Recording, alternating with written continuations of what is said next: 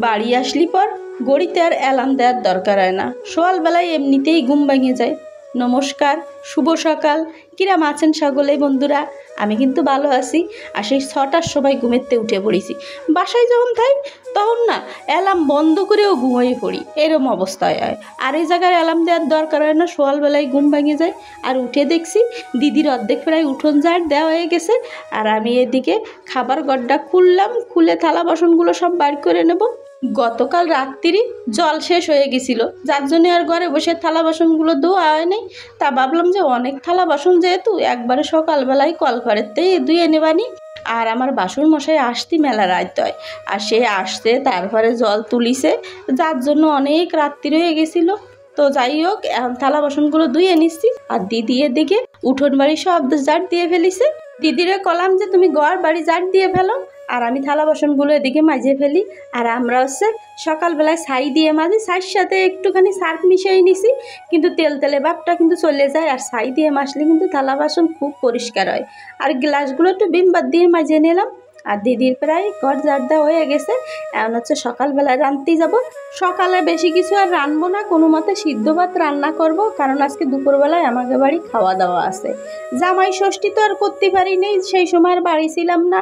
আর তারপরে হচ্ছে আমার শাশুড়ি মা তো বাইসে নেই, তাই যাতে ননদরা না বলতে পারে যে আমার ভাইরা আমার জামাই ষষ্ঠী আমাকে খাওয়ালো না, এই জন্য আজকে সব বোনকে নেমন্তন্ন করেছি।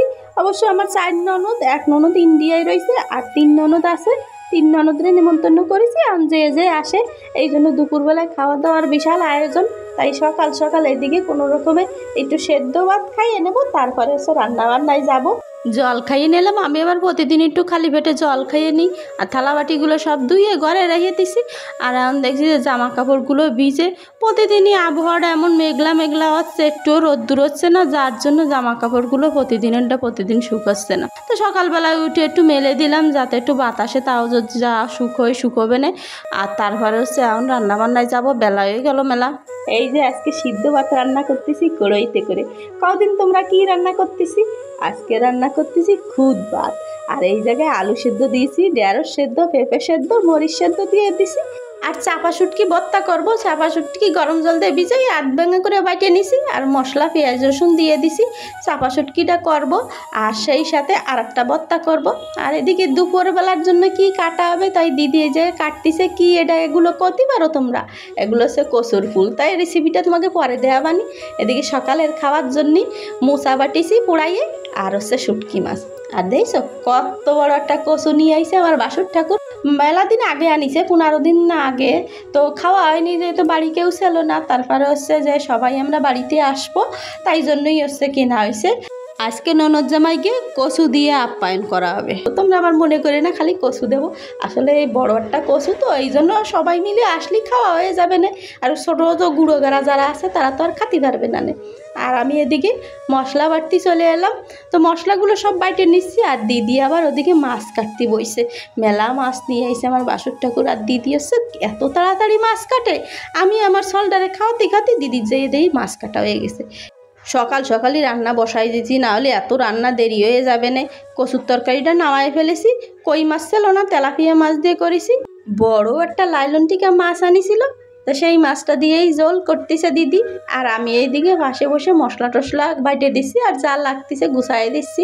মাছের ঝোলটা হয়ে গেছে, দিদি নামাই ফেলেছে।